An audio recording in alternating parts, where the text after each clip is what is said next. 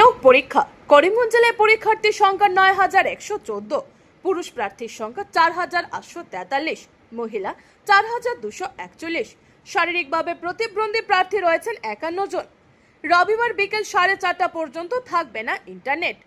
প্রস্তুতি পর্ব চূড়ান্ত, স্বস্তিতে নেই জেলা প্রশাসন থেকে শুরু করে শিক্ষা বিভাগ। রবিবার জেলায় অনুষ্ঠিত হবে এডিআরই ২.০ দ্বিতীয় লিখিত পরীক্ষা। রাজ্য জুড়ে ৫.২৯ লক্ষ প্রার্থী আগামী ২৯ সেপ্টেম্বর চতুর্থ শ্রেণীর নিয়োগ পরীক্ষায় অবতীর্ণ হবে। আর এর আগে পূর্ণ প্রস্তুতি নেওয়া হয়েছে জেলা প্রশাসনের পক্ষ থেকে। তৃতীয় শ্রেণীর চতুর্থ পত্রের লিখিত পরীক্ষা অনুষ্ঠিত হবে সকাল ৯টা থেকে দুপুর ১২টা পর্যন্ত।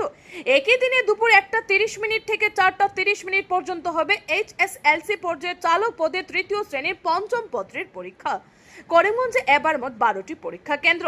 স্নাতক পদের জন্য তৃতীয় শ্রেণীর চতুর্থ পত্রের প্রার্থী সংখ্যা ৯,১১৪, যার মধ্যে পুরুষ প্রার্থীর সংখ্যা ৪,৮৪৩, মহিলা ৪,২৪১ এবং শারীরিকভাবে প্রতিবন্ধী প্রার্থী রয়েছেন ৫১ জন।